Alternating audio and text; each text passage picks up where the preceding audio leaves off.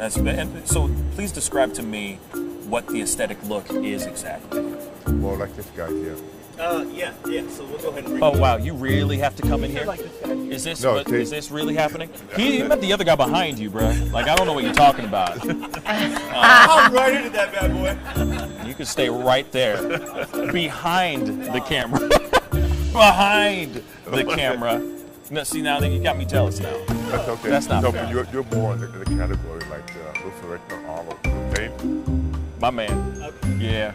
Arnold Ferrigno. Huh? Okay. Aesthetic.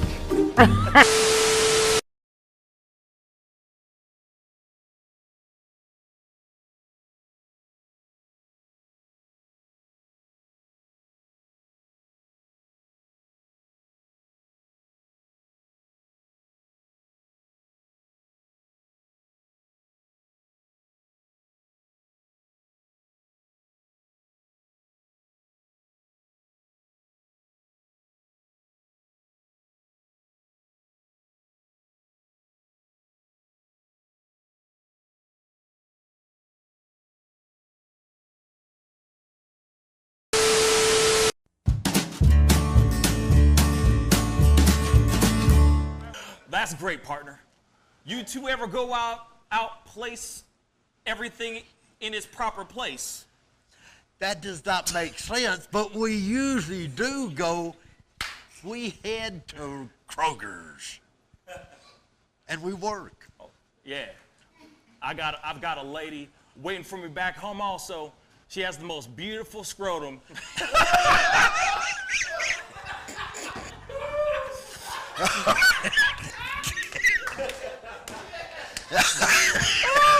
Oh, God! And when she sings, she sounds just like a puppy dog.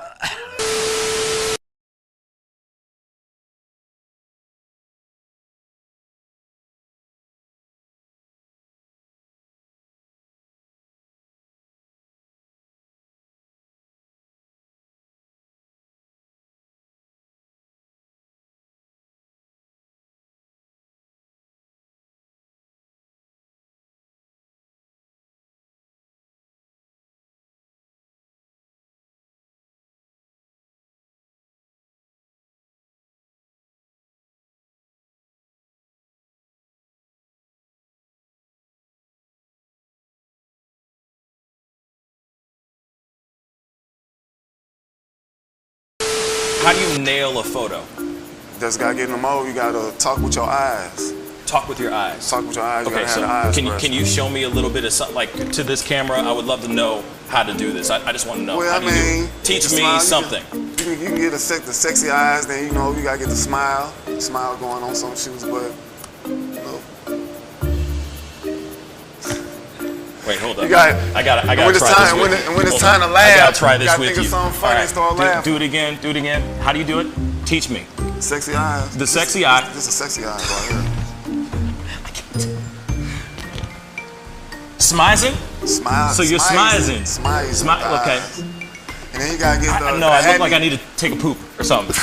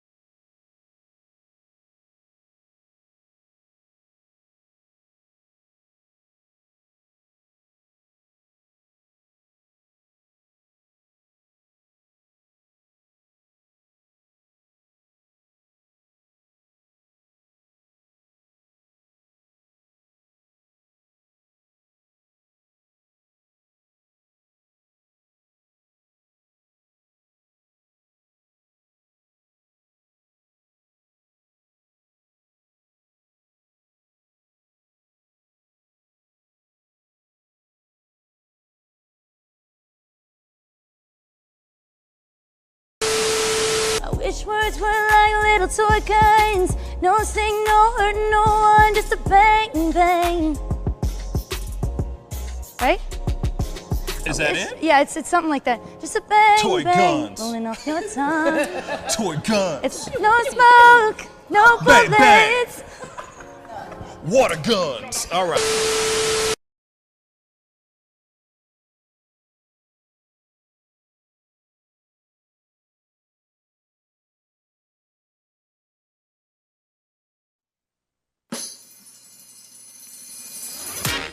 Pascal. You are now rocking with that dude Pascal.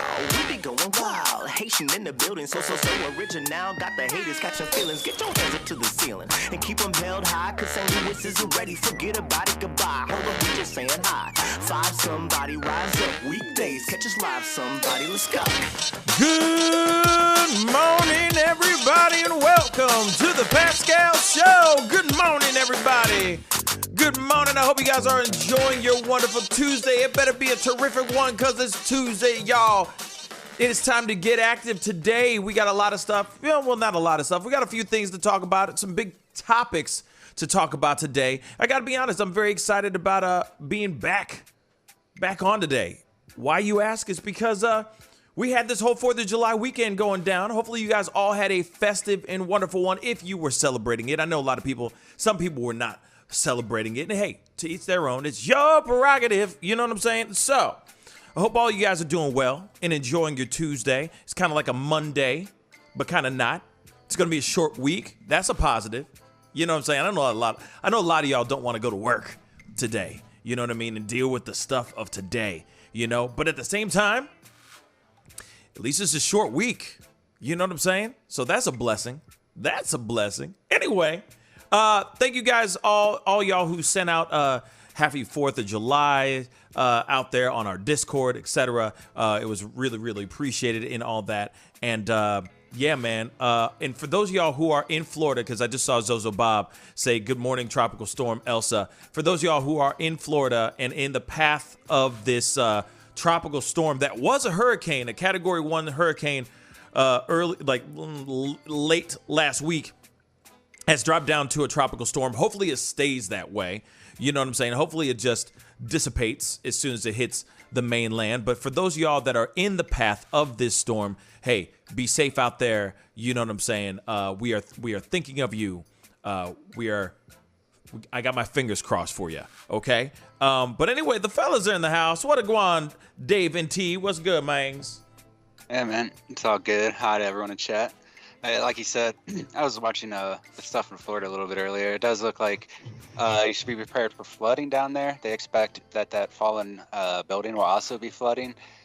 So if you are down there, I mean, even though it's a tropical storm, they're saying that there is an unusual potential for tornadoes in this instance. So, and I know most people in Florida don't have basements, so just be aware of both the flooding and the damage as well. So they have FEMA teams set up right now. If you can't find anywhere to go, call FEMA and they'll probably send you to some location that is safer. Be safe out there, y'all. Seriously. T. Safe. Good morning, everybody. Good morning. Just happy to be here. Just trying to survive this early heat wave coming our way. And looking forward to a great month.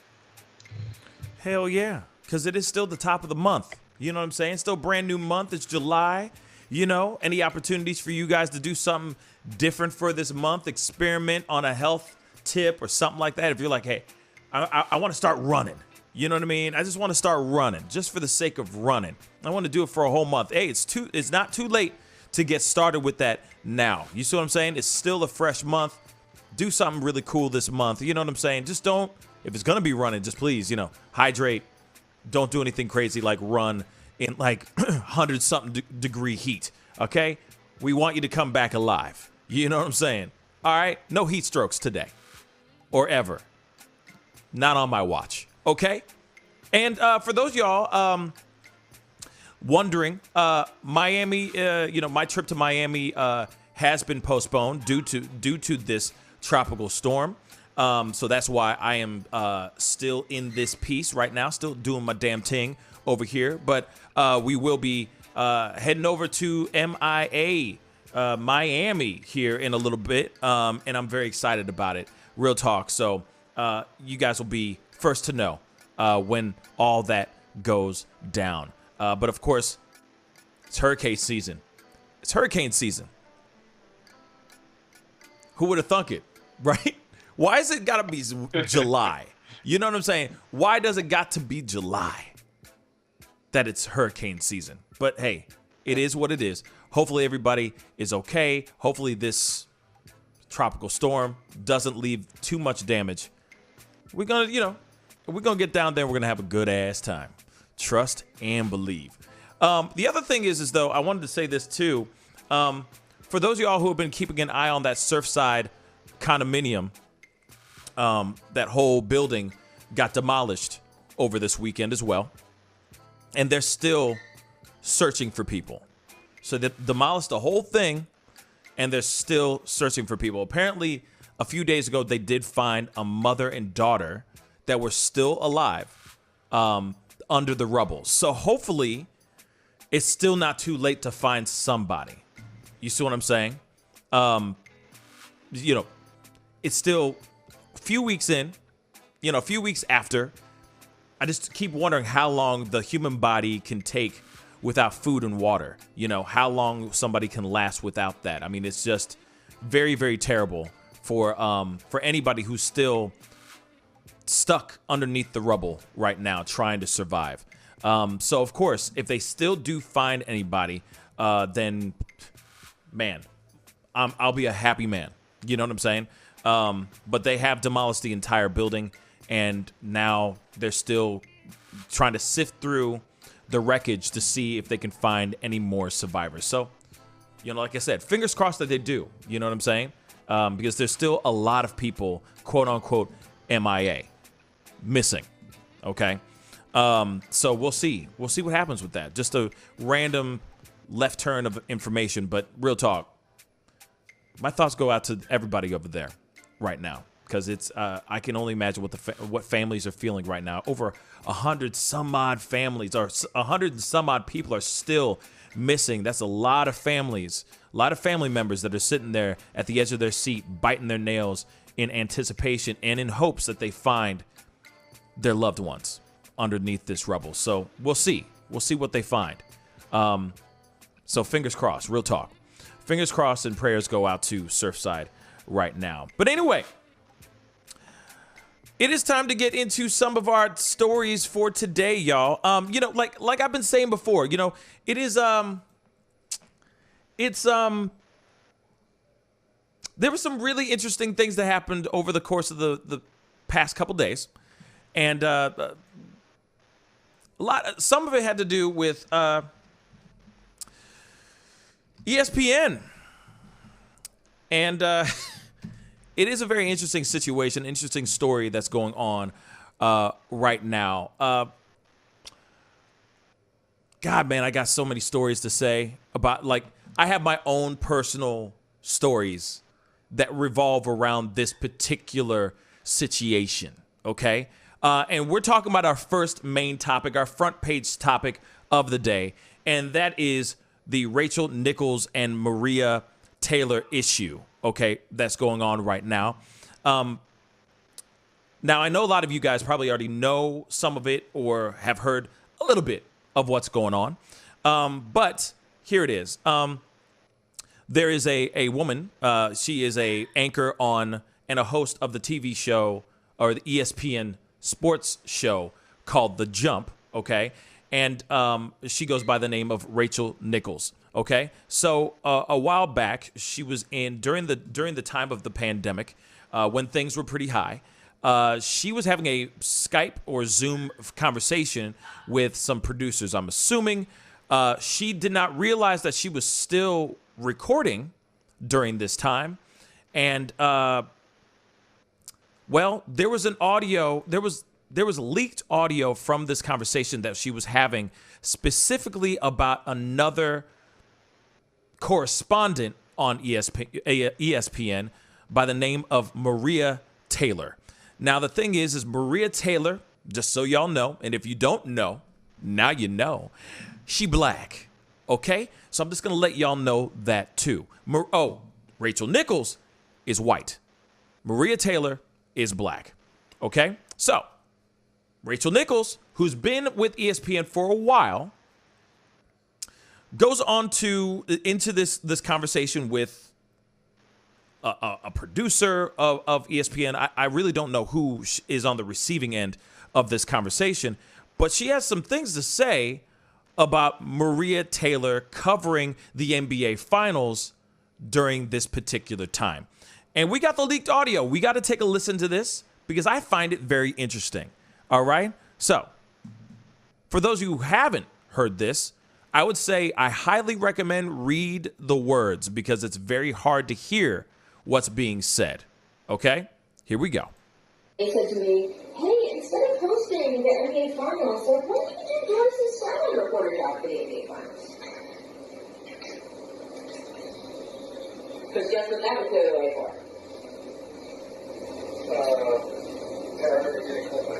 For Maria to do the hosting for them. Yeah. So, I have declined.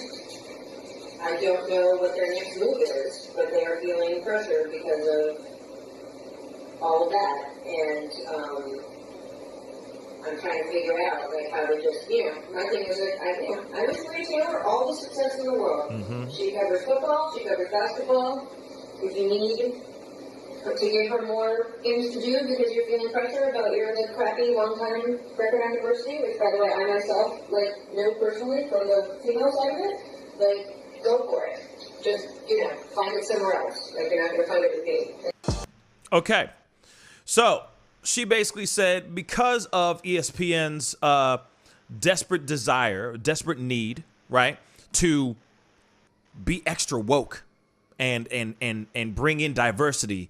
This is the reason why she's been knocked down from covering the NBA Finals, and Maria Taylor has been taken over as this because she is black. Now, this has caused quite a bit of controversy throughout the internets. All right, a lot of people have been saying a bunch of things. A lot of people have their own personal opinions about this situation, which we are going to talk about this in its full capacity.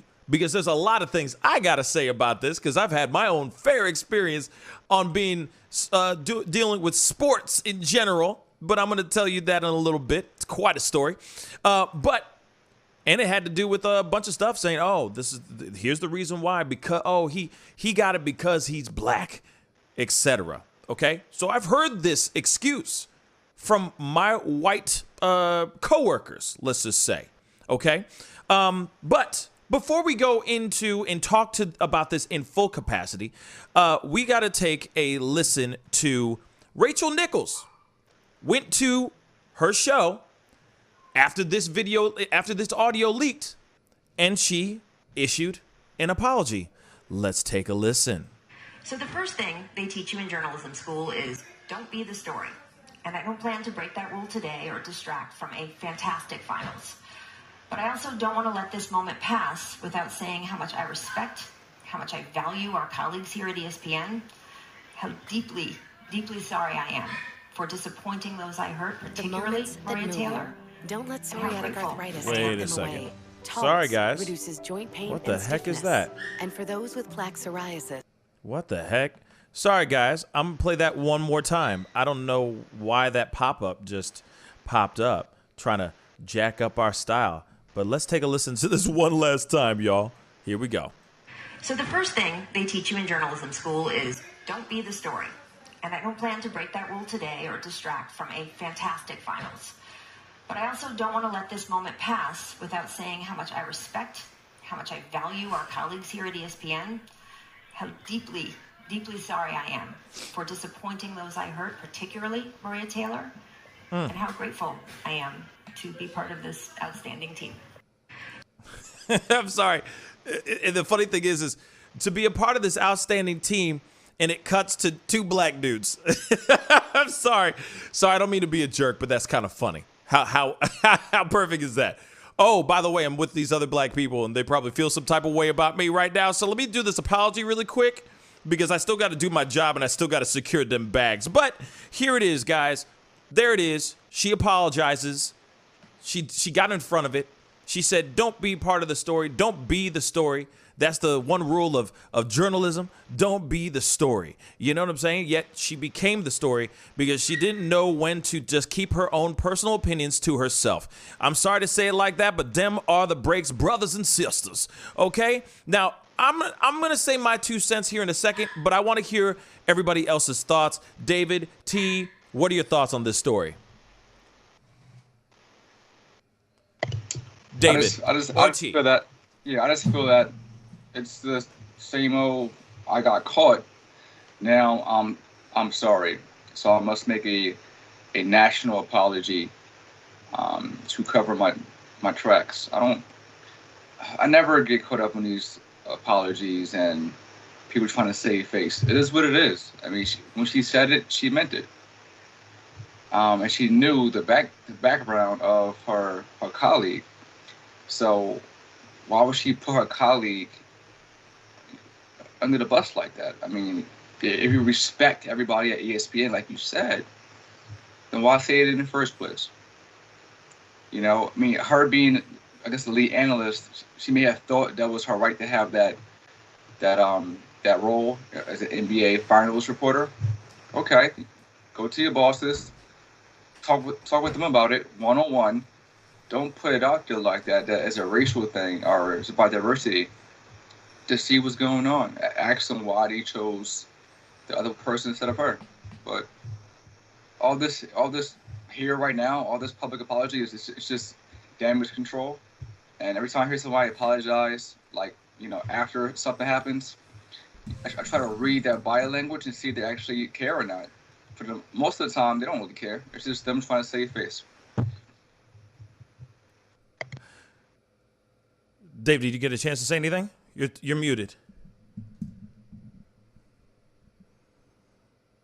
I mostly just agree with T here. Obviously, I wasn't there, so I don't have all the information she seems to think she has. But from what I can tell, she was more attacking ESPN than Maria Taylor. She said specifically that that like ESPN is feeling pressure about their crappy long-time record on diversity, and she says, which by the way I know personally from the female side of it, like go for it, just find it somewhere else. So I don't know. I think she is definitely a little bitter about it from what I get, but yeah, I don't know. I think she's more mad at ESPN. I don't think she's necessarily saying anything bad about Maria Taylor, but maybe I'm wrong.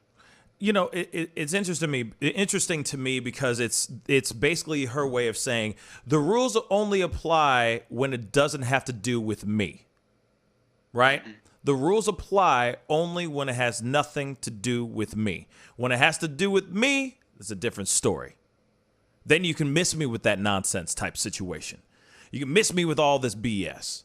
You can miss me with this wokeness because you should give me every single shot I get because I'm good at what I do. I'm well informed, etc. This Maria Taylor, such and such, shouldn't be getting the respect or the opportunities that she's getting. Not, you know, if she is really good at what she does, that's a different story. But because she's black, get out of here. This is what I find very frustrating when it comes to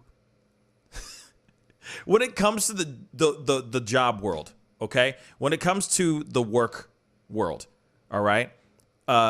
Because this is not only, she's not the only one, right? She's not the only person to sit there and say, oh, how dare they give this job to this Asian girl, that job that was supposed to be my job, now they're giving it to her because they need to fill up their diversity. You know, they got to check a box off of their diversity checklist, you know, or they want to prove to the general public or to whoever that's looking at that particular company that they are woke and are with the times, that they embrace and try to push for diversity in the workplace.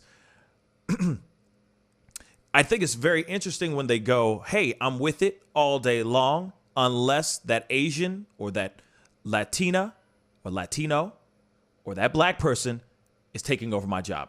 As soon as that person's taking over my job, I got a problem.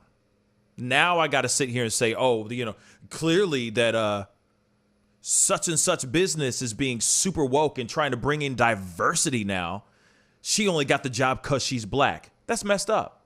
Now, I'm not going to sit here and say that I know everything about Maria Taylor and her experience, whether she's good or not.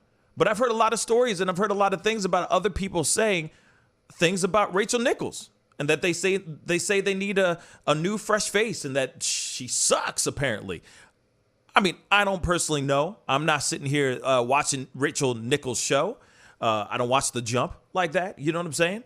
But there are people that have their opinions about who she is and how she represents herself and puts her stuff out there, etc.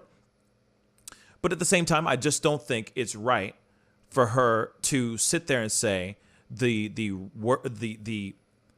rules only apply when they don't include me. I'm the exception to the rule. And I think that's absolute trash. Now, that's what we usually see with. What if Maria Taylor, hold on real quick, David, sorry. But what if Maria Taylor is well versed? What if she even says it in the video or in that leaked audio?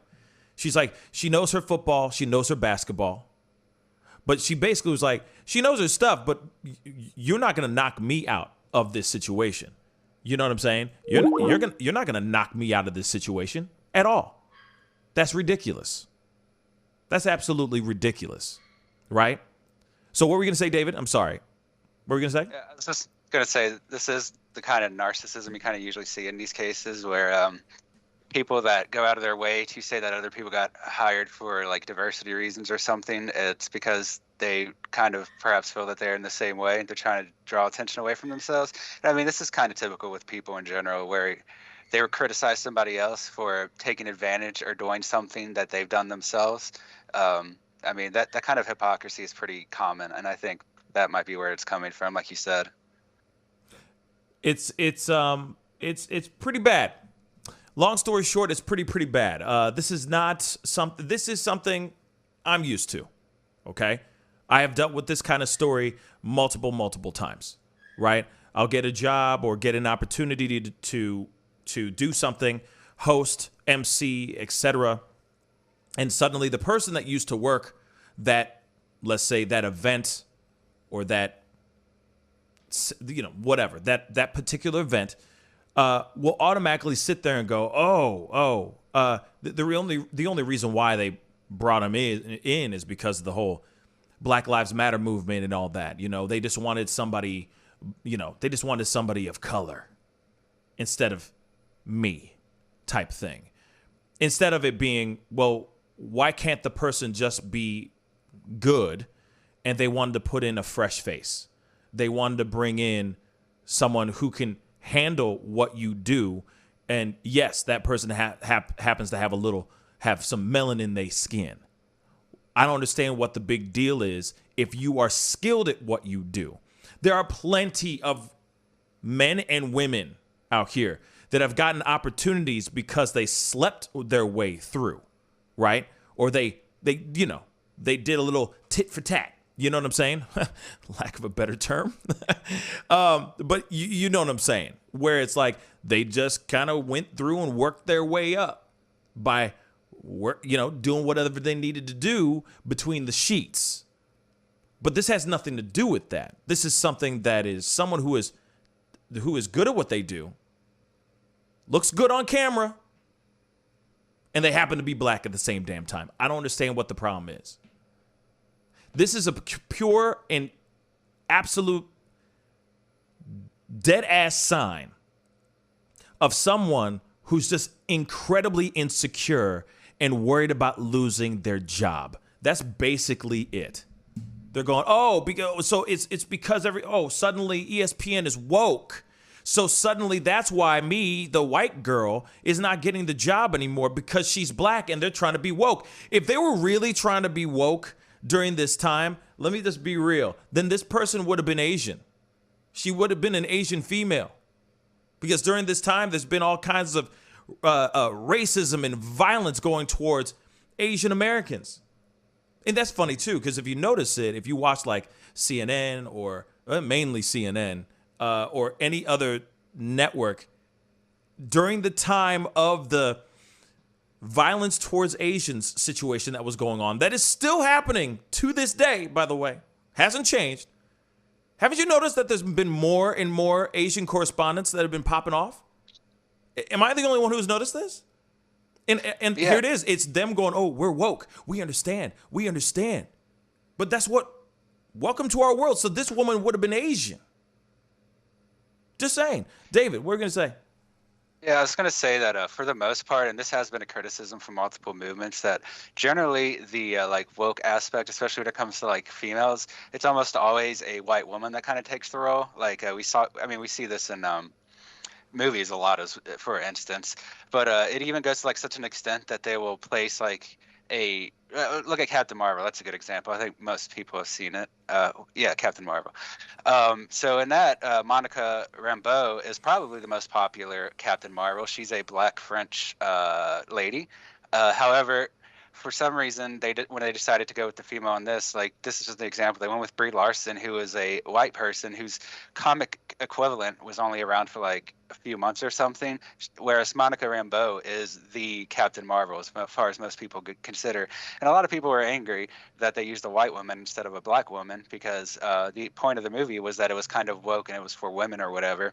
But at the same time, they were Carol Danvers is a character, but it's kind of like choosing like the C-list character instead of the A-list one, which is basically what they did, just to have I'd say a white woman there. And I think this is where the Karen thing has kind of come from. And I'm not saying all white women, obviously, but often it does seem to promote white women over anything else. They are kind of like the most protected minority, you could argue, and they have been benefiting from this. I think we're starting to see more feedback or like negative feedback about it because, Disney is changing the way they're addressing it. And media is also changing the way they address these things. So I do think that you're probably right and that she benefited. Maybe you're right that she benefited from the company being woke the same way maybe other people did. But that is one thing I've noticed is that almost all of this this liberation for anyone that's not a white male pretty much comes down to the white female benefiting from it, and it doesn't really head out into any other location. I think part of that is because obviously white males are not going to argue with white females as much as they would with each other. And so women are in this position where they're coming up and taking some of this. And I mean, if you look at a few companies, I can't remember the names off the top of my head, there have been multiple, say like white male CEOs or whatever that have been resigning lately, or white female CEOs as well, and saying that there should be a person of, I guess they say a person of color to fill their spot or whatever. So I do think that you're probably right that she benefited from kind of that woke thing. And I think for the most part, it has been white women that have benefited from that. Yeah, I mean, I guess it's kind of the same as the whole like feminism thing. If you really want people to benefit from it, it can't just affect one group.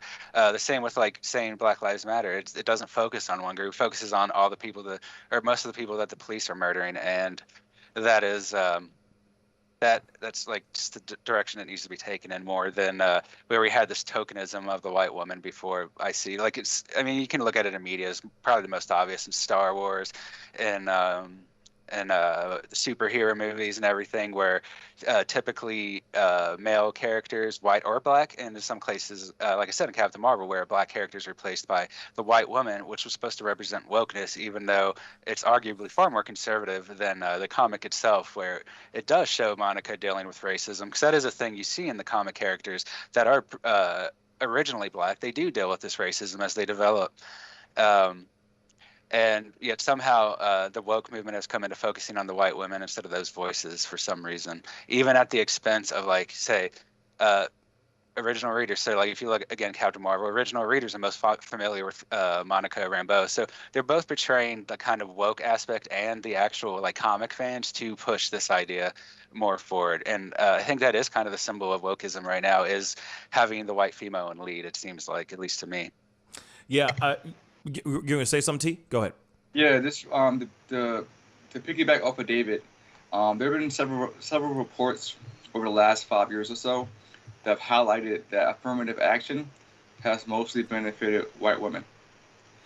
So I think this is definitely, something that that hasn't been put out there a lot, but most recently, data has been showing, white women have profited and benefited most from affirmative action. Interesting. And yet we have somebody like Rachel Nichols that is tripping and saying, but it's like you were able to gobble this up. You were able to gobble up the opportunity, right? You were able to enjoy the fruits of this whole situation. You're one of the few white women on ESPN talking about sports. You know what I'm saying? One of the few. Now they're trying to bring in and expand the world a little bit and bring in a little bit more diversity in the realm of the female side. And to me, I don't get that. You should embrace that. And in fact, you should be like, yo, let's bring her onto the jump. Let's bring that diversity into the jump. So there's two women that are on that, hosting together, etc. You know what I'm saying? At least that's what I see. I see like, hey, what would make it a stronger front? What would make things stronger? Working together in solidarity, female to female, etc. But that doesn't exist. She automatically thought that was going in, that this girl, this woman, this new correspondent was going to come in and basically take the money out of her pocket. Now, I understand that there's other sides of it all, too, as well, that, hey, there are people out here that are defending Rachel Nichols. What she said wasn't all that bad. It wasn't great, but it wasn't bad either. It wasn't like she sat there and said anything incredibly, well, I take that back. I take that back. What she said was wrong. She shouldn't have said what she said, but she did say it. She didn't think she was being recorded. And the funny thing is that it was video and audio. I wonder what else was being said in that audio. I'm sure there was more than just that. I guarantee you that. If that was a long conversation and they only cut out that little piece, there must have been more. There must have been more to it. And don't get me wrong, here it is. I get it. Rachel Nichols might be concerned about losing her job. So she's trying to find anything under the sun to justify her insecurities. And that's what's sad, right? There's no need for her to do any of that. What she should be doing is focusing on her job, focusing on being the best she can be. And if it ends up being that her job, let's just say, God forbid, is handed over to somebody else, well, at least she gave a good fight. And I really do hope that whoever ends up taking over her spot, if that ever does happen, and they happen to be female and happen to be black, are just as well-versed and if not better of a host on ESPN. Anyway, we got to go into a quick commercial break, but when we come back, I'll be talking with Michael Baran of the Wildlife Command Center. Here's an opportunity to win $10,000. So if you're interested in finding out how to win $10,000, you might want to tune in to this conversation. We'll be right back. This is The Pascal Show. Bye. You love peace and wellness for the holidays. Don't cancel them. Prepare STL. Decorate. Make it as normal as you can, but slow the spread of COVID. Wear a mask. Wash your hands. Watch your distance. Prepare STL, helping St. Louisans of color prepare and prevail. But you see how he makes these S's in his body right here? That's where he's hanging on, and then he's moving forward with the locomotion of his ribs. That is classic Missouri rat snake right there. So I'm gonna go ahead and grab him before he gets into a hole. Now, these snakes are not biters. They won't bite as long as you don't squeeze them. If you just stop them like this, it'll freeze them, and then you just gently pull them back. As long as you don't squeeze them, they won't bite. Yo, Mike, what's up, man? Guy? Good to see you, man. Yeah, so Sugar Fire. Yeah. Fully open, right? Yeah, we're pretty much open. So you can't sit inside yet. Monday you can sit inside a little bit. We'll have 25% of the tables inside, and then we're letting it rip outside. So I know that there's a lot of people really concerned about staying safe and all of that. No, so what are you guys doing in regards to that? Well, we have extra people to clean and rub everything down all the time. Everybody inside's wearing masks. And we have those little stickers on the ground so everyone can stay 6 feet apart. Right on. The tables are all spaced out, inside and outside. Sugar Fire, open in full effect right now. They're staying healthy, they're staying clean.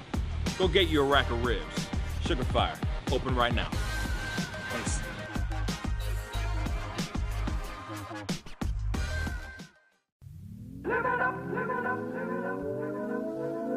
The Fur and Leather Center, providing the highest of fur and leather goods.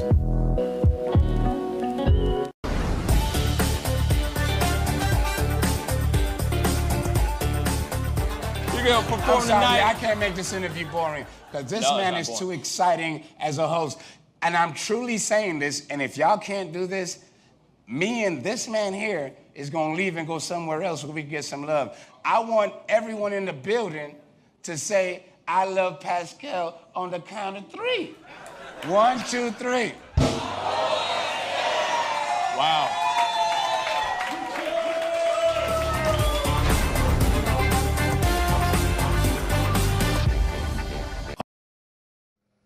Hey, welcome back, guys. Thank you guys so much for tuning in and sticking around and being a part of the conversation. Like I always say, if this is your first time checking out this show, please go hit that like button down below.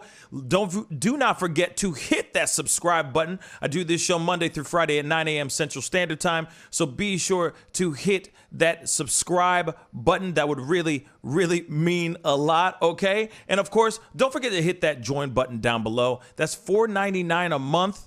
Helps me fuel this show so we can keep giving you your stories, your pop culture, and your controversies for the day. Anyway, I got somebody very special on today. It's my brother from another mother, except he likes snakes.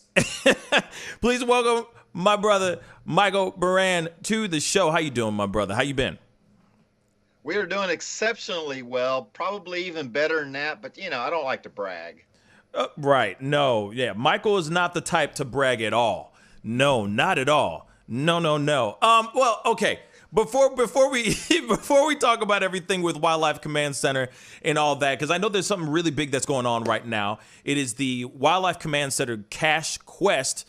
There's an opportunity to still win $10,000. All right now. And you know what? Before we go into this deep conversation of what this is all about, we got a little video for you guys. Check this out. This is Michael with Wildlife Command Center. Let me tell you a little bit about Wildlife Command Center's extraordinary cash quest. There's $10,000 up for grabs. 12 of these boxes, with $100 in each one, are hidden around the St. Louis area. You find 10, you qualify for the $10,000 grand prize. You get to keep the $100. So, get out there and look and find the treasure in Wildlife Command Center's extraordinary cash quest.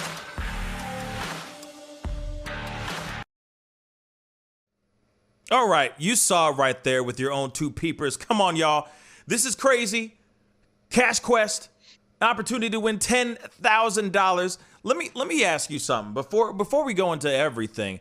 What got you to come up with this crazy ass idea? Well, it is all about having fun and getting out into nature.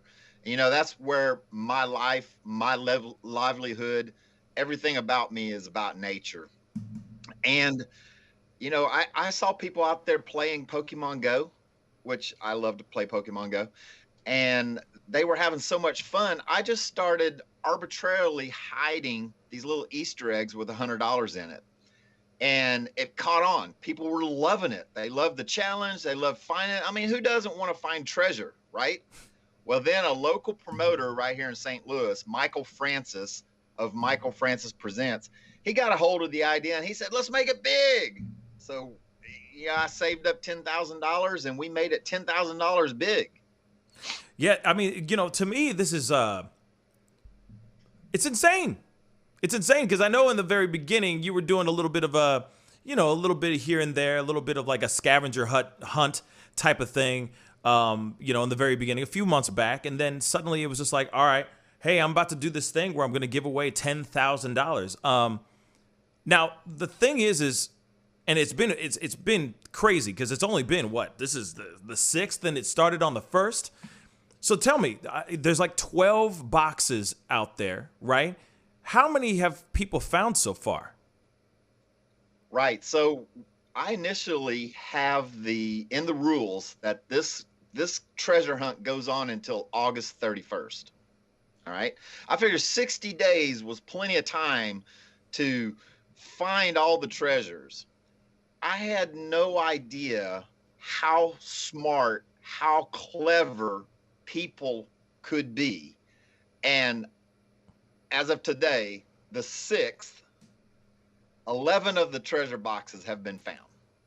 What? And the one that hasn't been found is underwater.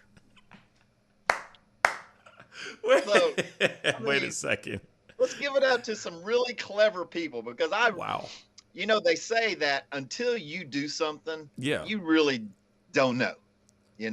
Like you can try to figure it out. You can think about it all you want, but until you do something, you really don't know. And I'm going to tell you, this has humbled me. It really has. I believe that because, I mean, honestly, I was thinking this was going to take a while for people to figure out. You know what I'm saying? Like, it's 12 boxes. It's spread all over the city, all over St. Louis, in various places. This would take a minute, right? And then that's just so, I'm sorry. I'm still trying to wrap my mind around this. That they were able to find the stuff that quickly. Not only did I have them spread out, like the furthest south was Herculaneum, furthest north Spanish Lake. That's a haul, Yeah. That's an hour and a half drive to get there. I went all the way out to Eureka, and then all the way east to the O'Fallon Park over there by the YMCA. Mm-hmm. So like a huge landmass. And then, I had a couple of key advisors that were helping me with this. And I would make a video and then I would put the clues in it. And then I would show my key advisors the video just to see what they thought. And everybody was telling me, oh, that's too hard. That's way too hard. They're never going to figure that. You're going to have to do something about that. And I didn't. I went with my gut because I was like, maybe this is not too hard. I think there's going to be some brilliant people pop up. And, we had about 600 confirmed contestants, some confirmed treasure hunters out there. And I'm going to tell you what, people are very clever. People can figure things out when they want to, especially when there's money on the line. No kidding. Oh, I mean, Kev 24/7 or 247 just said that same thing. He said people will become Inspector Gadget for some money, and that's absolutely facts. And it's crazy how quickly people found these things because things didn't start off until the 1st of July. And were they already finding these things before the 1st of July, or like, how did they? That's so crazy to me that they found it so quickly. So what I did was I went out and I hid these treasure boxes, and I hid them well. Like none of them were just out in the open. They were all in holes, in trees, in crevices, in caves. And some of them, people reached into some wild places without being able to see what they were reaching for to find some of these boxes. And I made these 12 videos. I put the clues in it.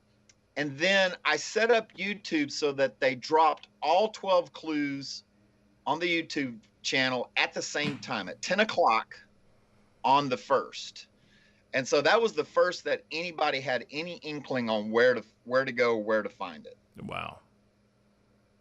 So it was pretty amazing. And one of the things that I found out after, I've been interviewing a couple of these people that have found the boxes. If you go to the YouTube channel, you can see me giving out the money. You can see me interviewing these folks and trying to get some insight into how they figured some of this out. And I'm going to tell you, people know how to use technology really well. No kidding. And there were clues that I gave that I didn't know I was given a clue.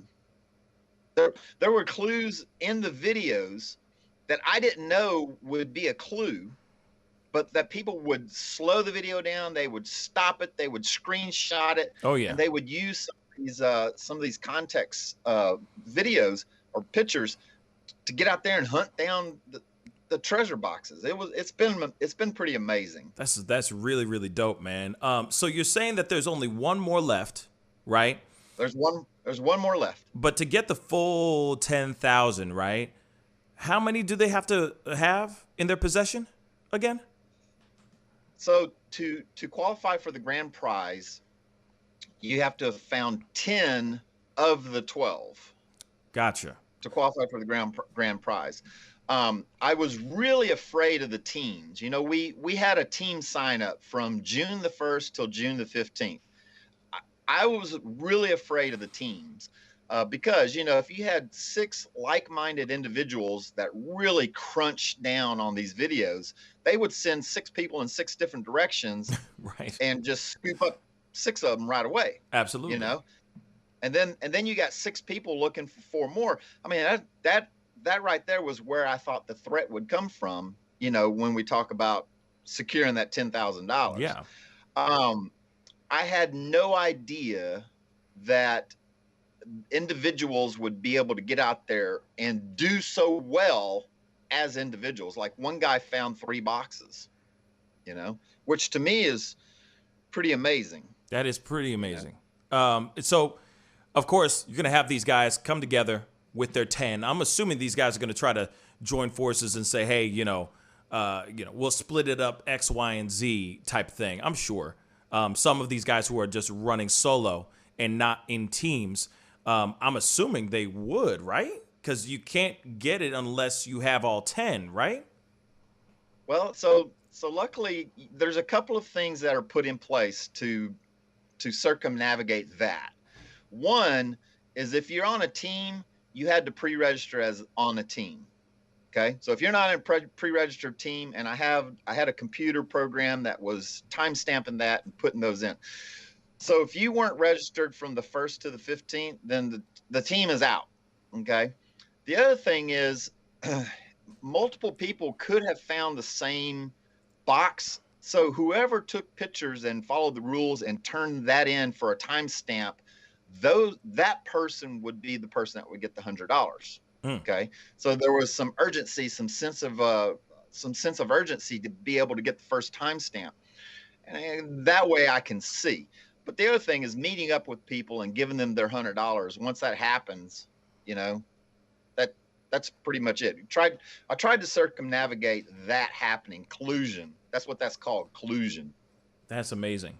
You know, like I said, this whole scavenger hunt, this whole treasure hunt, this whole cash quest is a really, really great idea. And I cannot wait to see what happens, who ends up getting the 10 grand, etc. I think it's going to be really, really exciting to see. It's just exciting to see how clever people can be. Money's a great motivator. Long story short, oh yeah, money's an incredible motivator. So it's very cool what you did, and I can't wait to see what happens after this quest, like what the next quest will be, how big the cash prize will be, etc. I'm excited for you, Michael. This is really great stuff. Yeah, we're already planning for 2022. We're going to do the cash quest again. We're going to do it a little bit earlier in the year. We are going to improve some of the gameplay based off of responses that we've gotten, some feedback that we've gotten. So next year it's going to be a lot funner. And I got a year to save up maybe another $10,000. I'm thinking, like maybe $22,000 since we're going to be in 2022. That should be very exciting. Wow. Okay. One way to do it, to maybe put one big special box, you know what I'm saying, that has like a bunch of money in it or something like that, or half of it. Just put it in a pit of snakes. You know for a fact I'm not going to get it. You know for a fact I ain't I touching thought that. you were going to tell me to hide it in the Pascal studios. Do that, and then everybody breaks into my crib. I ain't down for that, my brother. Not today. Not on my watch. But Michael, please let everybody know where they can go. Like, you know, to go subscribe, and maybe they can find that last one. Where can they go? Yeah, absolutely. Go to my YouTube channel. It's Wildlife Command Center. Super easy to find. Just click on it, watch the videos, click subscribe. If you like it, give me a thumbs up. But most importantly, give me some comments. You know, tell me what you think, what you like, what you don't like. Yes, please, please, please. Feedback all day long. You see what I'm saying? The only way that he can get better at, you know, his content and for the next Cash Quest is if he's hearing from you guys as well. So please go over there, hit the Wildlife Command Center subscribe button, go comment on his stuff, check his stuff out. He's very informative. You've seen him on this show multiple times, okay, guys? He has terrorized me with everything from alligators to snakes to big-ass owls and stuff. I'm just saying, you know what I mean? He doesn't joke around. He's incredibly informative. Go check his stuff out, okay? Michael, thank you again so much for being on. I really do appreciate it, my brother. I'll be talking to you soon. All right, guys. So please go and definitely hit that subscribe button over there. The man is very, very informative, like I said before. Very, very talented, very, very informative, and he knows exactly what the heck is going on in these worlds, okay? And like I said, there's still an opportunity to win some monies, okay? He still has a box out there. He's still got one of those Cash Quest boxes out there, so please don't be shy. Go hit his subscribe button, go check out that video, and see if you can win some monies and secure that bag. But anyway, we're going to be going into our world stories for the day. 1 second, y'all.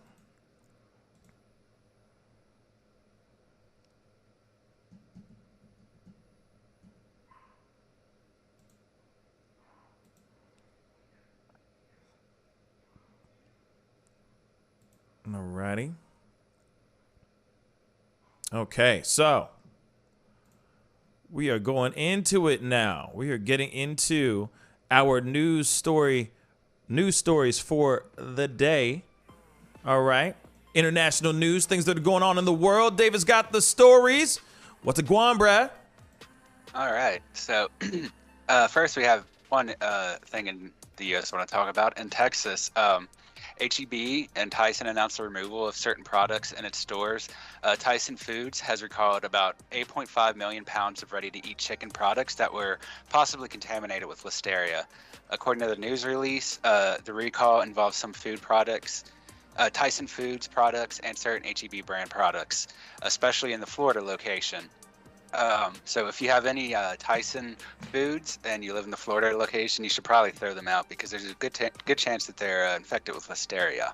All right, so in Kabul in Afghanistan, Taliban has been regaining territory as most of the U.S. retreats. Several people, such as Sharon Agha Jafari, is among about 18,000 interpreters and their families who top the list of the Taliban right now. So most of these people were working with the U.S. forces just previously. One of them reports that he and his father, Abdul, had gone to sell their family home when Taliban militants came knocking on it one night. They had people climbing over the walls, and it looks like for now the Taliban is trying to find most of the interpreters that were working with the U.S. They are in danger. They're looking for asylum in certain places, and it is a pretty serious situation. Even before, they couldn't release the names of interpreters who died helping the U.S. because they needed to protect their families. Right now, most of the interpreters do look like they're trying to find a way to flee from Afghanistan.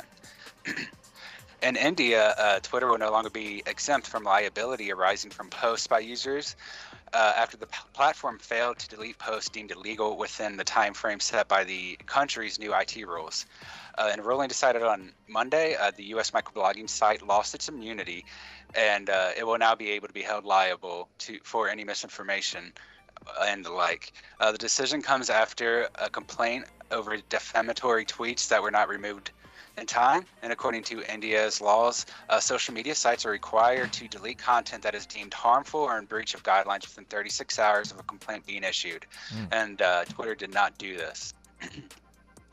In Japan, but both of our last two stories are in Japan right now. So one of the things is in Okinawa, there is an exhibition about comfort women, and it has drawn quite a bit of controversy and has been considered anti-Japanese by some people in the region. The gallery is on display in Nagoya and inside of the Sakai municipal area. It looks like so the statues that they've been building are girls in traditional Korean dress, symbolizing women who worked in wartime Japanese military brothels, as well as two other pieces from the exhibition until July 11th. The exhibition, titled After Freedom of Expression, initially opened at the Aichi Triennale in 2019, but was forced to close over security concerns amid a flood of threats and complaints. Similar exhibition was set to open in Tokyo, but it was also postponed due to concerns. One of the works on display includes a film featuring a scene in which the image of Emperor Hirohito, who's the grandfather of the current emperor and who was the emperor during World War II, the statue shows him, or the image shows him being burned to ashes. So some Japanese conservatives are angry over that aspect, while others are angry basically because, as mentioned, they would take Korean women and women of other ethnicities and pretty much force them into national brothels that were used for soldiers across Japan and their conquests. So the current, this is the next story in Japan, but the current Deputy Prime Minister Taro Aso has signaled that Tokyo will consider a Chinese invasion of Taiwan to be an existential threat to its security, allowing Japan to defend itself and its self-ruled island with the aid of the United States. Local media quoted Prime Minister Aso as saying, "If a major incident happened over Taiwan, it's safe to say that it would be related to a situation threatening the survival of Japan. If that is the case, Japan and the U.S. must defend Taiwan together." With these remarks, Aso has become the most senior government official to state a clear scenario in which the Japanese SDF, that's their self-defense force, would be allowed to deploy. Currently, though the Prime Minister and some others have been showing more of a pride in the past war efforts of Japan, the Japanese Constitution is developed around the idea of war renouncing after its loss in World War II. And security laws passed in 2015 allow force deployment outside of the country, including aiding an ally or friendly nation in the event of an attack that threatens Tokyo's own security, a concept known as collective self-defense. So currently, the SDF is patrolling a lot of the waters between them and China, and the U.S. is providing some aid there as well. So there is currently some sort of work being done between Japanese and U.S. naval forces in the region. And that is the news across the world for today. All right, that's what's going on in the world, y'all. Thank you so much for that briefing, man. Appreciate it, letting everybody know what the heck is going on. Yeah, man, my pleasure. All right, well, we got to jump into this next story quickly. And this story revolves around the rise of the Moors. And I'm throwing this over to T because he's got more information on what's going on with this. So T, what is going on with this whole situation about a Rise of the Moors member takes over a person's home? Okay, well, I don't want to confuse the groups. It may be another group that's similar to the Moors, but there is a Moorish, ancestral group, who do claim that they own land and that they took over someone's home. It was a TikTok video that I put in the Discord where a lady recorded like her buying her home and enjoying her home, and then one day she was away and they occupied her entire home while breaking in, changing her locks and barricading themselves inside. So it's a wild story. Let me pull up the article. Yeah. All right. So, Go ahead. extremists tried to take over a New Jersey woman's home. Excuse me, I have a video ad here. Okay.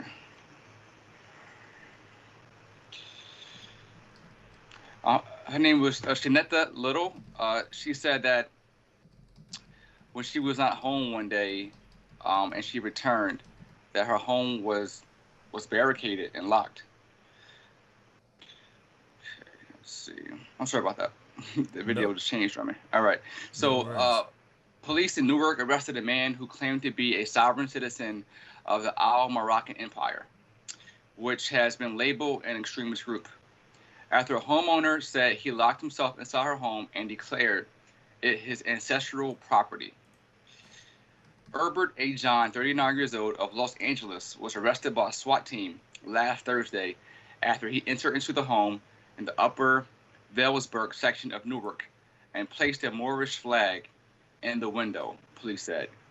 He faces criminal charges of criminal mischief, burglary, criminal trespass, and terroristic threats, authorities says.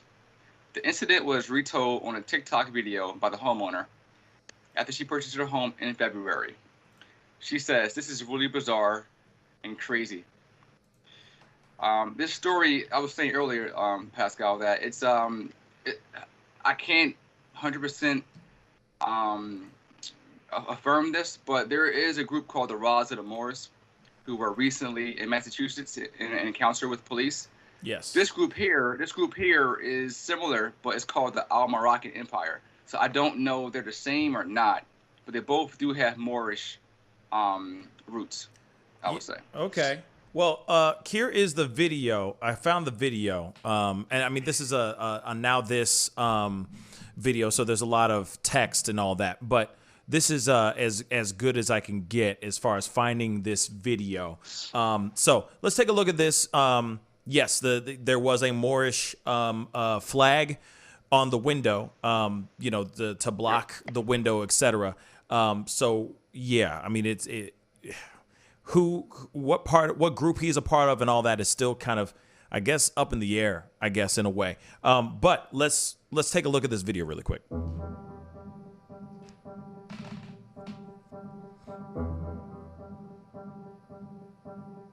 Someone decided that they wanted my house, so they sawed off the locks, put their own locks on, and he is now occupying the home. And we are out here. I've just been waiting out here with the cops at the neighbor's house while the SWAT team plans to move in and remove him. Yeah, so that's been my day. How's yours? So crazy. First home. This is her first home, y'all.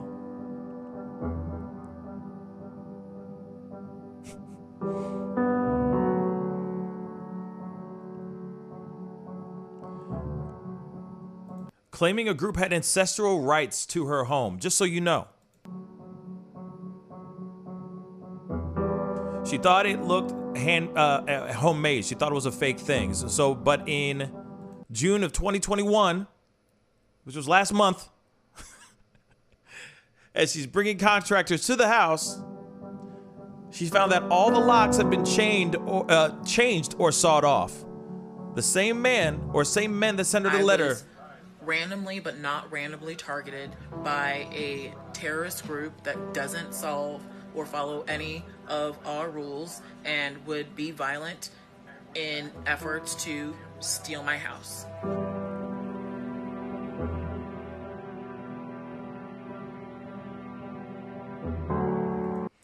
The group has been categorized by the SPLC as an extremist Afrocentric group.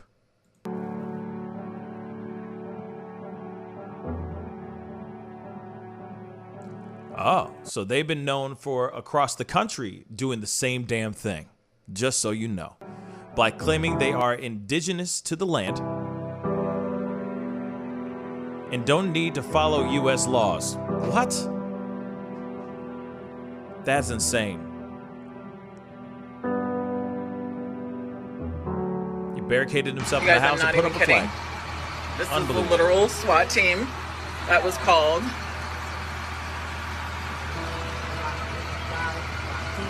to get this guy out of my house. Oh. Oh my gosh. Oh my gosh.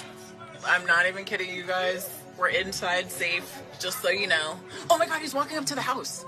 One of the cops, but I can't see him now because he's, do you see him? Walking up to around the side of the house. Mm-hmm. This is the negotiation portion of it. The captain explained to me they're going to try to negotiate and have him come out of the house peaceably. If he doesn't, then they're going to break down the door. They're armed and ready. He just like literally raised his pistol. The neighbors are really excited, but I'm just scared for him now. Here's the man right here. They broke down the door and carried him out. So he didn't die. He wasn't shot or killed or anything. He walked out in one piece.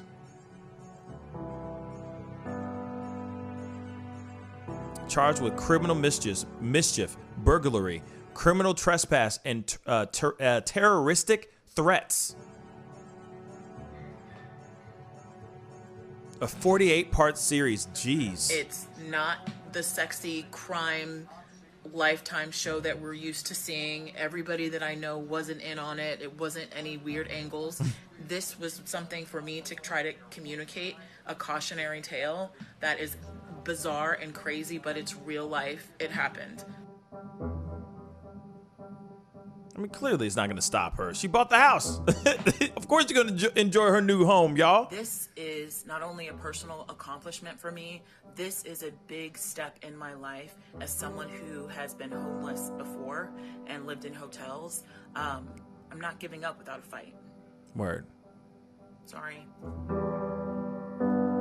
So there it is, y'all. There it is. So an activist took over her home, claiming that he had rights to that home. So he became a glorified squatter, and he refused to leave the home. As you saw right there, he refused to leave the home. Thank God, by the way, they were able to get the man out of the house in one piece. That it didn't end in bloodshed, which is a good thing. But the fact that she was like, hey, this is my home. This guy is now claiming that he has indigenous rights to this home is ridiculous. Mind you, this is happening all over the country. The other thing, though, is I'm going to say this, too, and I'm going to say it. I don't care. I'm going to say it. He's doing it to a fellow black woman. I just don't get. You're kicking this, like, why wouldn't he just go down the street and, you know what I'm saying? I'm not condoning this at all. All I'm saying is, why wouldn't he find that white person's home that isn't occupied at the time and occupy that house? He did it to a woman, a black woman who bought her first home ever, which is a huge thing, which is a huge milestone in your life. And he just went to try to take the girl's house. It gave zero damns. That's messed up, y'all. Yo, T, what are your thoughts on this, man? What are your thoughts, bruh? I'm just laughing at you, man. You're hilarious. Me? You know, and someone put into the chat like Operation like co-op a Karen's house. So like it's funny. Like I don't know. It's weird to me. I was trying to figure out the objective behind this, whether connected to the actual Roz and the Moors group. Seems like they're similar, but not quite. I'm not really sure. And then, like you said, like the premise is like, you know, to regain your ancestral land. But like, where's this proof? Does he have some kind of like, you know, documentation that says this area, this land is my land exactly? It sounds weird. It wasn't like the neighborhood was like ancestral land. Just that one house right there on that plot of land. That's random. So I don't know what his thinking was there. It seems to me it was really bizarre that he would think that exact house was his ancestral property. To me, it just doesn't make any sense. It doesn't. Because there are so many other homes in that town, on that street, in this world that he could have occupied and tried to take over, but he decided to take that one over. Now, he might have, I don't know, maybe there is some that says that that specific home is his, or you know what I'm saying, that his ancestors were involved with this particular house. I don't know, but it's so strange. It's so strange to me, but like I said, why would, like I said, in my mind, I'm thinking you would go in and try to, let's just say, occupy a white person's home. I'm just saying, why would you? I'm just saying, if you're an activist and you're trying to make a point, you wouldn't kick a black woman out of her house and home.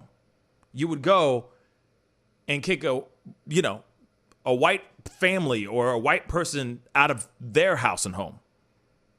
This seems so weird to me. And now, you got this woman, clearly, no matter what, it's still insane. Doesn't matter. Doesn't matter if he did it to a black woman or to a white woman. It's still insane. It's still wrong. And it's still insane. And I wouldn't sit there and go, yep, that's what he claim your land back. No, that's stupid. And it's wrong. But clearly he felt emboldened enough to go and take anybody's home. And they're saying from what they said in that video clip that this is happening all over the country. That this is not a strange incident. David, thoughts? Yeah, I mean, this is strange. I think I pretty much agree with what some people in chat are saying. It's basically sovereign citizen movement, or at least it's what it seems like to some degree. I don't think it's really going to succeed if they keep trying to take over people's houses. No. Obviously, that's just going to make everyone work against them because no one wants their house stolen. Yep. Agreed. Yeah, I think it's just a bad idea. It's a bad idea. And you know what? What's going to happen is, because this guy's very lucky. This dude is very lucky. Why? Because he walked out alive. He got detained. He got arrested. He got detained, and him ain't dead. But here it is. If they're doing this all over the world, all over the country, I'm saying it's only a matter of time that we hear that there's some devastating moment of violence that takes one of these guys' lives. Real talk. So, I mean, hopefully whoever's out here doing this all across the country, right? Hopefully they're looking at this and saying, maybe this is not a good idea. The SWAT showed up. And if that guy who ended up getting arrested didn't play his cards right, he would have been 6 feet under right now. It's all about playing the game. It's all about playing the cards right and not being dumb. Doesn't matter if you have what you think you have, which is ancestral rights to the land. Then you go to court. You get a lawyer. You do it legally. You don't just squat in somebody's newly bought home. That's just dumb. That's just straight dumb. Anyway, guys, that is the show. I appreciate all y'all for being on today. I really do appreciate it. It's a short one. Yes, I know. But there wasn't a whole lot of big stories going on today. But we had to give you a little bit, you know what I'm saying? A little something, you know what I mean? So just wanted to say a big thank you to everybody for coming on. You know what I'm saying? I want to say a big thank you to, hold up, to T and David for being on. I really do appreciate it. You know what I'm saying? Thank you, brother. Yeah, man. Good show today. Yeah, man. Wouldn't be a show without y'all. Real talk. Would not be a show without y'all ugly asses. You know what I'm saying? That's a hate crime, man. Oh, wow. My insults are just our weapons, right? Just the annual Play Haters Ball featuring Pascal. Hate. Okay, give them 7 thumbs down. Okay, but anyway, thank you guys for being on. I really appreciate it. All right, I forgot about this. Ah, son of a gun. Son of a gun. You know what? Shout out to Nur. Nur is amazing. Thank you so much for the reminder. Okay, left turn. I lied. We ain't done yet. We got one more to be done. We got one more and then we're done. I got to show you guys this video. I love you, Nur. Thank you so much for reminding me of this. Oh God, it's amazing. It is amazing. I gotta find it though, because I did not have it. Oh, here it is. Hold on, I gotta turn this down because this might get a little loud. Hold on, guys. This is amazing. Okay, now I'm gonna be straight funky with y'all. There is a viral video being shared right now.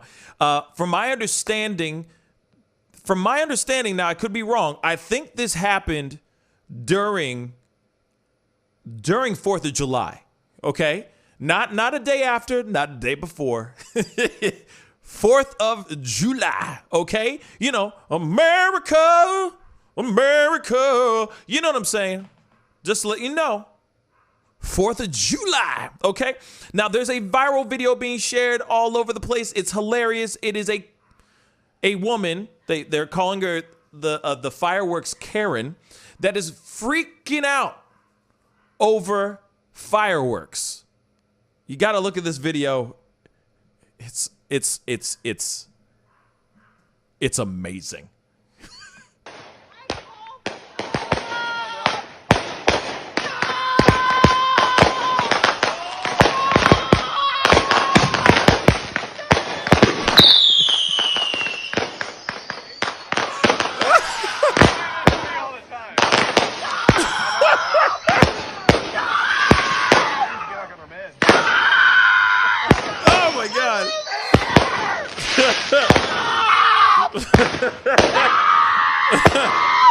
I feel bad for her. Oh my god. Oh my god.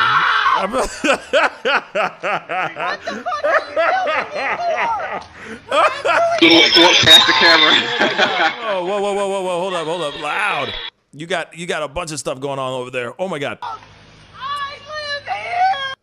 Okay. So okay. First off, this is just amazing. Okay.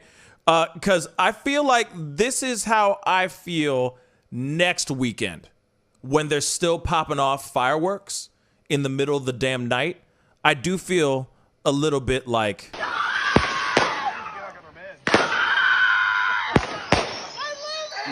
I live here. Stop. Oh my god. Okay, now here it is though. Let me just say, okay, first off, the freak out is amazing. Okay? But here it is though. I'm gonna be real. I'm gonna be sentimental and thoughtful for her own mental capacity. We don't know what's going on with her in her head. She could literally be having some sort of anxiety attack from these firecrackers. I'm just saying that. I'm throwing it out there. I'm sorry, but we got to throw some love and care in this particular situation. See what I did there? Ha! Okay, so real quick. Yeah, you're welcome. You're welcome, T. Go ahead and keep laughing. Go and keep laughing. I'm here for the jokes too, baby. Be careful. Firecracking Karen may cancel us. Just be careful. Okay, I am being very caring about this. Okay, all I'm saying is you don't know what could be possibly going on in her mind. Just saying. You don't know. Go ahead, David. Go ahead. Yeah, I was gonna say it is possible she's maybe autistic or something. Could be that They're too. Very sensitive to sound. See what I'm saying? So it could be that too. Not trying to say anything bad, or I'm not trying to not have us have a good laugh, a guffaw here. You know what I'm saying? I ain't trying to do that at all. All I'm trying to say is we don't know fully what's going on in her mind. Or she could just be somebody who's just straight hating. And she's like, I'm trying to sleep. I mean, hold up real quick. You know what I mean? Hold up. What's she wearing? It looks like what's she wearing? Yeah, she's in She's in PJs. Y'all, take a look at this. She in PJs. She's straight up ready to go to sleep. She about to sleep. See what I'm saying? She in PJs. That ain't that new velour juicy jumper, you know what I mean, that you've just been wanting to get every Christmas that you still haven't gotten. No, this is her in PJs, straight up bugging the F out. She is straight up. Now, okay, so now here's the other thing. Why does this feel like this is a scene from like Boys in the Hood? I'm sorry, but she white. Like, why is she, you know what I'm saying? When the dude gets shot up, I forgot his name now. Damn. When he gets shot up, what's his name? With the donuts and the milk? It's Ricky. Ricky, thank you. You know what I mean? This is almost like a Ricky moment. Yeah, you feel me? Sad, man. Hella sad. But you know what I'm saying? You feel me though? She's screaming bloody murder like somebody's getting like killed in the middle of the street. You feel me? I don't know I went Boys in the Hood, but I did. You know what I'm saying? That was a throwback, okay? Like all the way lights back. hitting her eyes just right that they like kind of glow as she's chasing after them. Yeah, like a raccoon in the darkness. You know what I'm saying? The eyes glow. You're like, oh, I see you. I see you in the back. This does remind me of like a horror movie, like right before everything goes insane. It's literally like we are apart. We are witnessing her worst day of her life right now because of firecrackers. I would think that she would go in her basement, put some headphones on, music on, something to cancel out what's going on outside. Just saying. Unfortunately, this is a trigger for her. I do feel bad, but if her being, extra about it, then it is what it is. Yeah. But hopefully, it's nothing serious. See, that's the thing. You know what I mean? Sassy the sassy queen, or Sandy the sassy queen, just said, oh shoot, it just disappeared. Hold up. These comments. Gotta love them. They just disappear quickly. Okay, I saw a TikTok creator who is an Army veteran. She has PTSD, so her neighbors came to let her know what time they were going to shoot off fireworks. So Sandy, the sassy queen, you're telling me that this woman is an Army vet, right? Or that was a separate story? That's what I'd like to know. Because that's why I'm saying, like, we could sit here and laugh, right? All day long, but we don't know what's going on with her. You see what I'm saying? Like I said, this could very well be something that's giving her some serious anxiety. It's hilarious, yes, but we don't know what's really going on. I know some other guys that are, veterans as well, and they hate it. They will go out in the middle of nowhere. So I'm saying they will go out in the middle of nowhere on 4th of July because they don't want to be around fireworks popping off and going crazy or anything of that sort. You see what I'm saying? So yes, this video is hilarious, but at the same time, I keep looking at it and I'm going, okay, maybe there's something deeper going on here than this. Oh, Sandy, the sassy queen, said that was a separate story. The female veteran was in her closet with noise-canceling headphones. Literally. So, like I said, hilarious video because of how intense it is, right? But it could literally be just a girl just wanting to go to sleep. She just wants to get some sleep. Maybe, and 4th of July landed on Sunday, and a lot of people still had to work on Monday. A lot of people were dragging their asses, dragging their feet, walking into work on Monday. Why? Because they were hungover as hell, popping off a whole bunch of fireworks and getting drunk as hell, celebrating their freedom. Okay? But when I look at this, I go, this is hilarious. Clearly, to me, unless there's more backstory to this that we don't know, clearly this woman just wanted to go to sleep. But I feel like I would be her next week. You see what I'm saying? In the middle of the night, people are just popping off fireworks and bottle rockets, and you're like, bruh, I'm just trying to go to sleep. Stop. Stop. Okay. Anyway, okay, so that is the show, guys. Shout out to Nur on that one, man. Coming in like all the way from downtown, with that one. Woo! That was amazing. That was amazing. Good call, Nur. That's my girl right there, though. Nur, that's how you drive. That's how you drive, Nur. Man, anyway, one last time before one more round, I'm going to say again, thank you to the fellas for being on. Thank you again. Thank you, thank you, thank you. Very welcome. Yeah. It's like, is this deja vu all over again? Damn, I already said you're welcome, bruh. But you know how it is. He mentioned fried chicken. I got distracted. I have to go vote and corral now. Who said fried chicken? Who said about no fried chicken? Supposedly it's National. It is National Fried Chicken Day, which I never know. See, now I already knew about that too, but the thing is I already did mine yesterday. I did my fried chicken yesterday because I could. You want to know something funny? I'm not kidding. I'm talking about that turkey leg hut story, and I'm like, you know, fried chicken sounds good. Like literally, bought fried chicken that within that hour, I had delicious fried chicken in my belly. Num, num, num.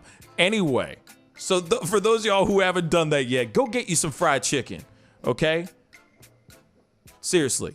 And all black people, eat it. Eat it in hiding. That's what I'm trying to say. Do not perpetuate this stereotype today. You are not allowed to show yourself going knee deep, elbows deep in a vat, in a bucket of KFC. Do not, Popeyes, etc., churches, none of that. We ain't allowed to. We skip today. But if you do just eat it in the closet. Come on. Come on. You know what I'm talking about, Chucky D.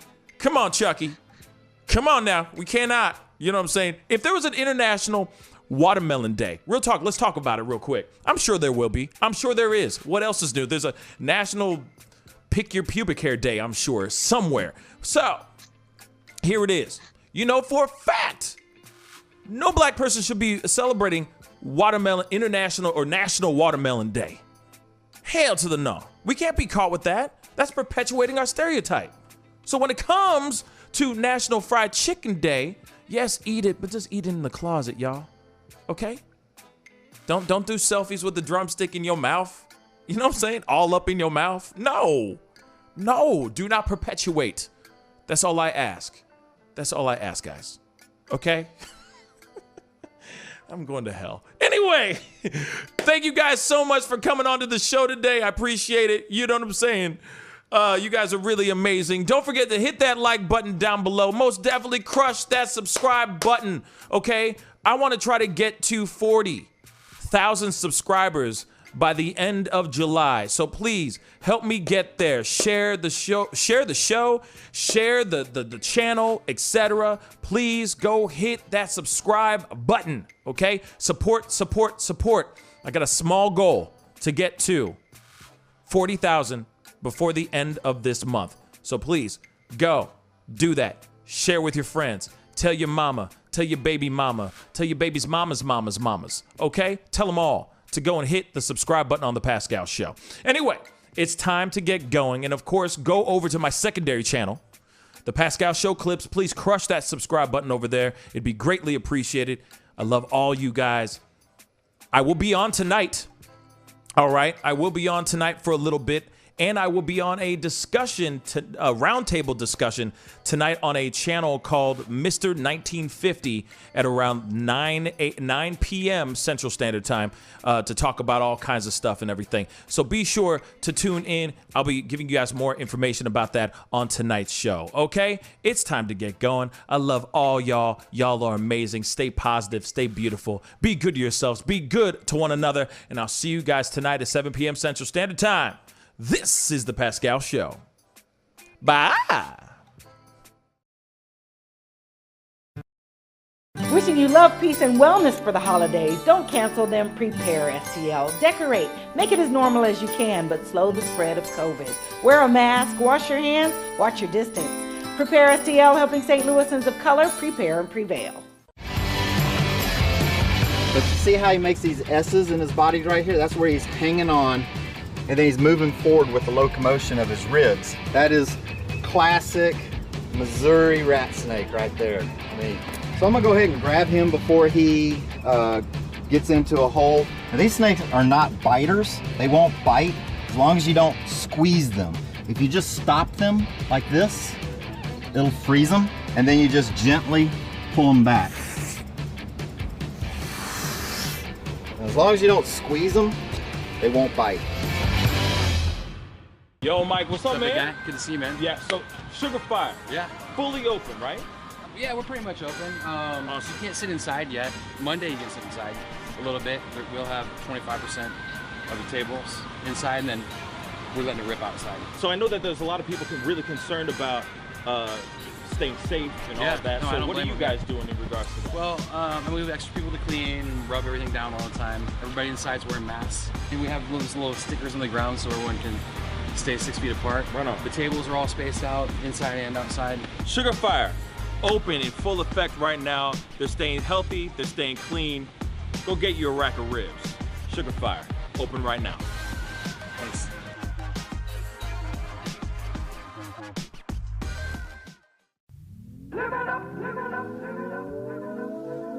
The Fur and Leather Center, providing the highest of fur and leather goods.